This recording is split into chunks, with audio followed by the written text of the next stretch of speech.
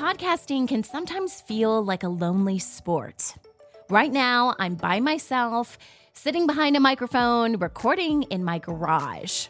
I'm picturing you, the audience, but I can't actually see you or interact with you. That's why having a podcast community is so important. It takes some extra work, but in the end, you'll have grown your audience, gained some insight, and perhaps even made a few friends. Today, we're discussing how to create a community for your podcast. Take it away, Mr. Radio Man.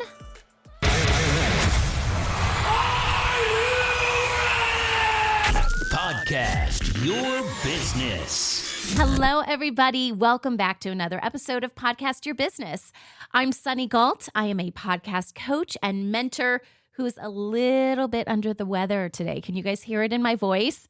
I pushed off recording today's podcast episode for as long as I possibly could. I know the rules. You can't get on here with a raspy voice. Nobody will listen. Well, guys, I've been podcasting for the last 17 years. I am the founder and CEO of a company called Independent Podcast Network, and I would love for you to check us out. The website is independentpodcast.network. I know it's super long, but it's worth it. We've got a ton of free content, including whole courses on how to podcast, available on our website because I'm really passionate about podcasting.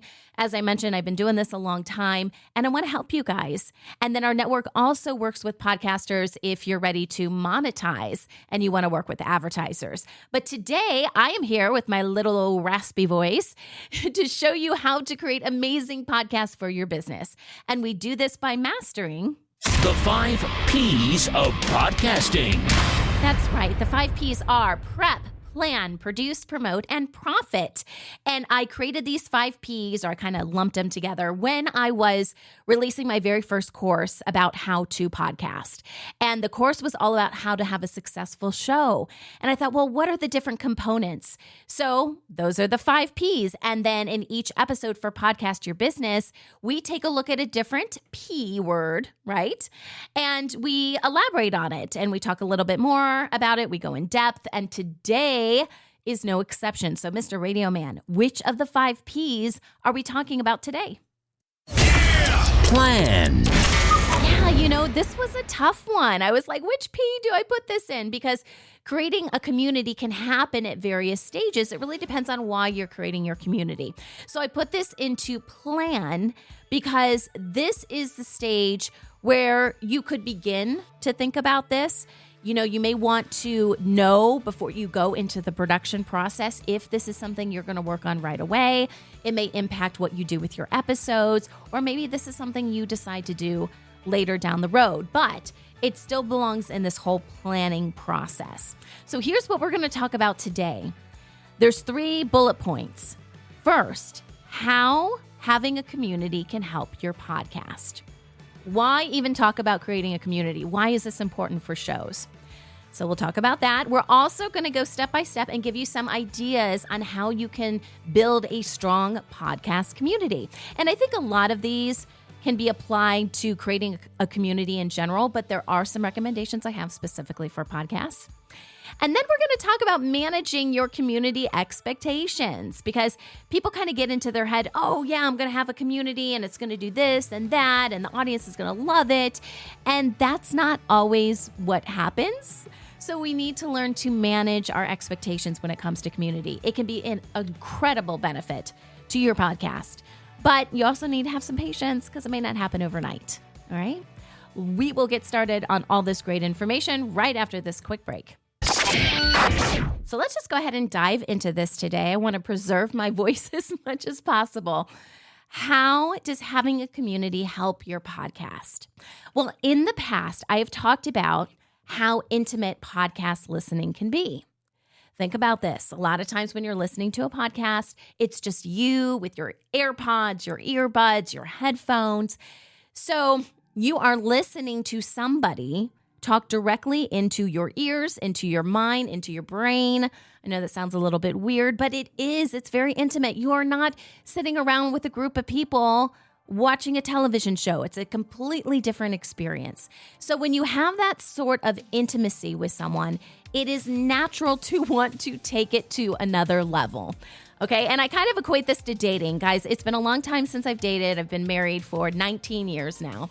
But when you go on that first date and things go pretty well and you're like, yeah, this could really work. Well, you can have another date and you can keep having dates, but you're going to have to spice it up a little bit, right? That's kind of how podcasting is. Yes, you're going to continue to put out great episodes, but sometimes you want to connect in other ways, right? You want to liven things up a bit. And the same is true for your community, okay? You want to keep your audience engaged, and having some sort of community can definitely do that. You also want to create loyalty amongst your listeners. You want to bond with them more, but also you want them to feel like they're part of something. Now, I didn't even really know that I was doing this many, many years ago when I launched my parenting podcast, but I naturally built in a community into the podcast. I didn't have a separate community. We'll talk about that in just a little bit. Like, it didn't have a separate site for a community. But even just through the podcast, I was able to create community. And we're going to talk about how you can do that. But that ended up being a very important part of why I think the shows are still around today.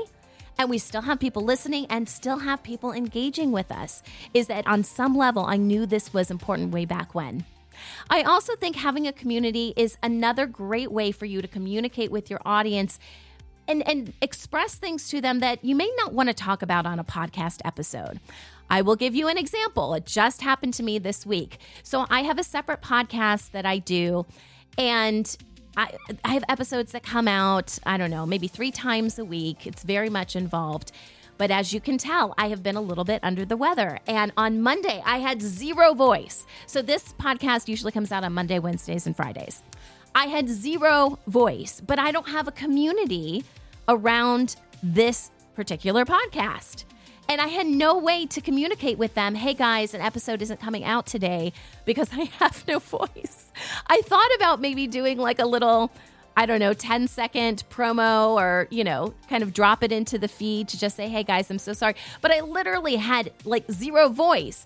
And I kept thinking, wouldn't it have been nice if there was some sort of community or a way I could reach out to them and just say, hey, I'm so sorry. This is what's going on. Hopefully we'll be back on Wednesday or Friday or whatever, right? But I had no way to do that. So that's just another example of how having a community can really help you in your communication with your audience. They can also provide feedback for you. And I've done this many different times with different types of communities, but you may want to ask your audience questions too to improve the show. We'll talk a little bit more about how we can do that. And for those of you who are thinking about working with advertisers and sponsors, I'm telling you what, they love communities. It is another opportunity for them to engage with the product. So you may have a commercial spot on your show that talks about the product, but there's no visual with that unless you have a video podcast, right? So this is another outlet where you can tell your audience about whatever the product or service is. You can show pictures. And it's also a lot easier when it comes to like links and things like that. Like, hey, click this link for whatever, 20% off this product. You can say that on a podcast ad, but it is so much easier to link to that in some sort of a post. So if you have a community, you can do that as well. Now let's talk about the different steps that are needed. At least I think they're needed. You might be able to add more to this, but these are the different steps that I thought of on how to create a strong podcast community. You can have a community that's just based on what you put out on your podcast. You don't necessarily have to have a separate platform, because I know when we think of community, we're like, oh, that's Facebook, that's this, and we think of outside platforms, but that's not necessarily true. You can create a community with just the podcast information you're putting out. Let's talk about how you do that. And this is what I was referring to before when I said I accidentally did this with my parenting shows and I wasn't even thinking about this cognitively. It just kind of happened. So you build a podcast community when you get listeners engaged with your show. And you don't have to have a third-party platform to do that. You can talk to them through your episodes, just like I'm talking to you right now. And by the way, I think directly talking to people, it sets the stage for having that personal relationship, which encourages community. So please don't act like you're talking to a big group.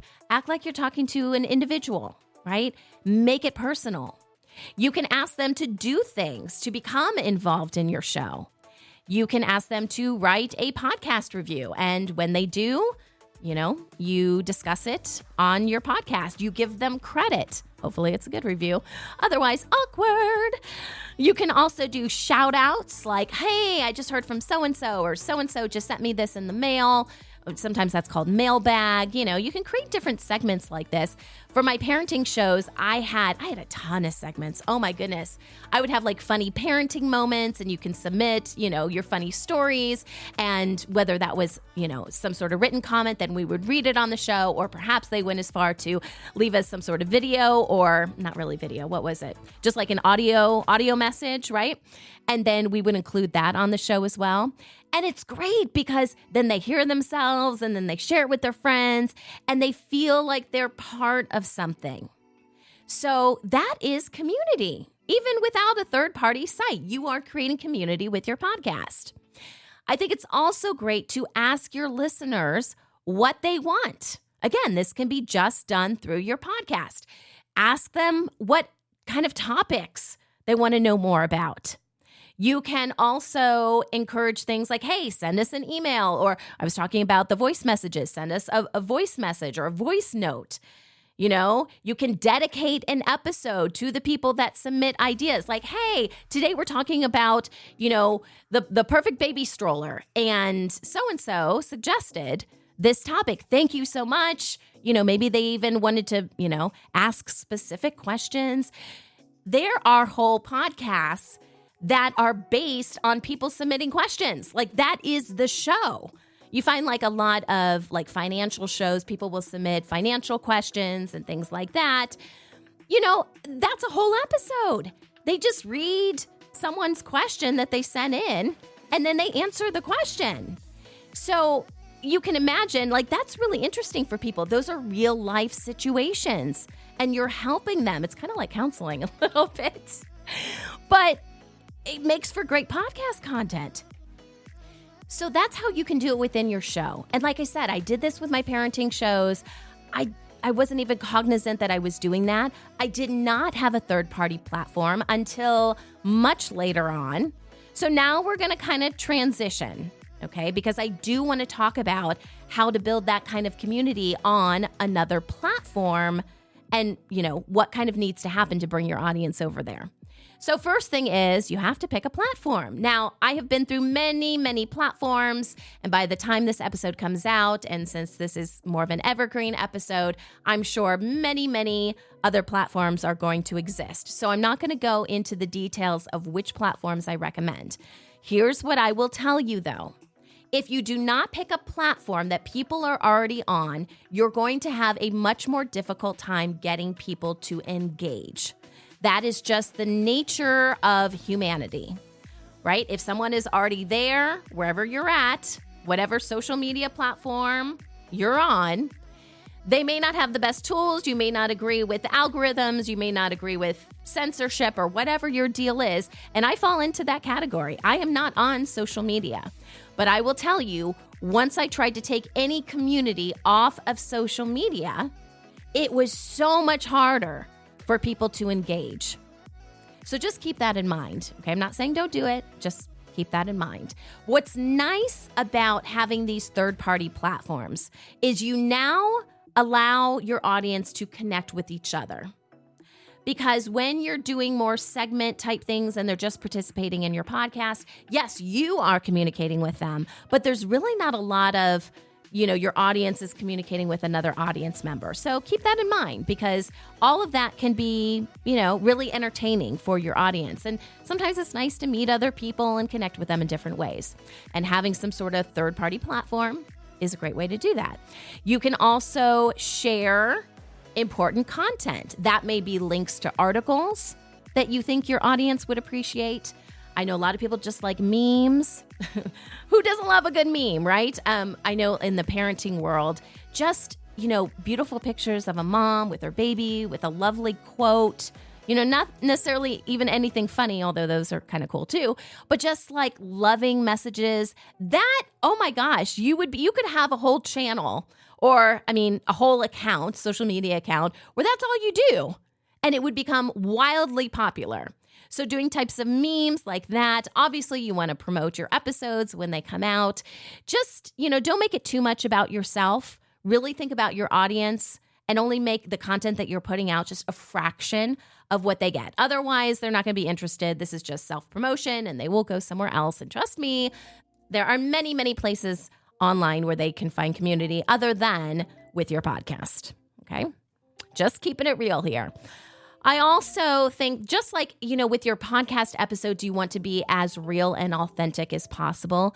That should carry over in whatever you're posting to your community as well. So whatever you're saying, be honest, open up, share. I would say just be human.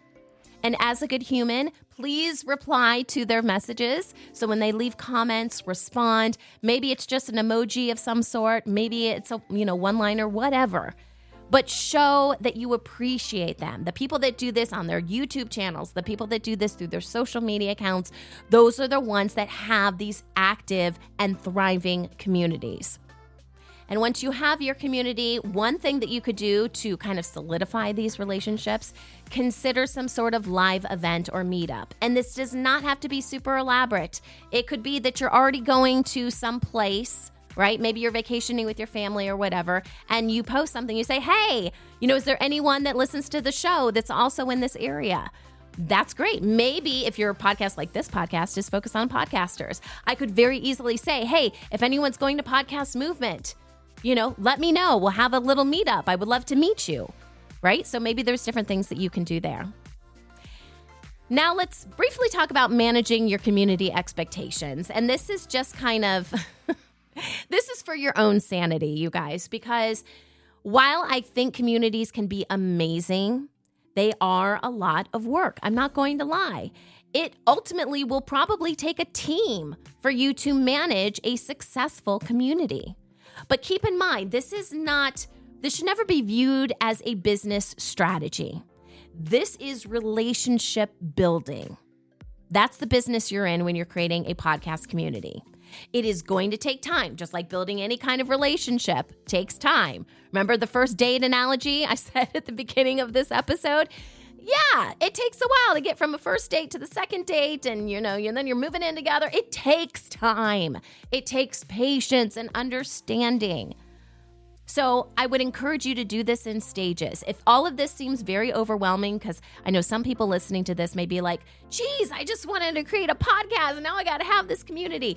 No, you don't. No, you don't. If you feel comfortable, start doing some of those small things I said that you can incorporate it into your podcast where there's not a whole other platform that you have to deal with. Do this in stages. Make sure you're comfortable. Don't just launch and be like, oh, we're going to do this and this and this and this. No, because it won't happen and you'll be disappointed. Let things happen organically and naturally. Woohoo!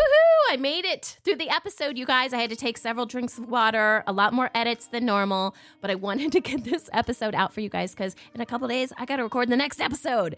I'm way behind. All right, I do have a free handout for you guys today. I have a whole guide for those of you who are planning your podcast right now. You have not launched yet, and you're kind of checking the boxes, and you're like, oh, I need to do this and this and this. Well, I have a guide that can help you get through it. So that is our freebie for today. I will include the link below in the episode description. And we have lots of free resources on our website at independentpodcast.network. More amazing podcast episodes. In fact, today was episode 60. You guys were I wasn't sure how long I'd be doing this podcast, so I'm happy to make it to episode 60. We've got great blog posts. In fact, a new blog post comes out every week that has something to do with podcasting. We've got videos, lots of handouts. If you are brand new to podcasting, I would encourage you to go to our website and take a look at some of our free video courses because these are designed for you to get up and running with your podcast as quickly as possible because you shouldn't have to pay a ton of money to do that. Figure out if this podcasting thing is even a good fit for you first, and then you can spend money later. There's always time to spend money, right? Until next week, remember... Podcasts are awesome.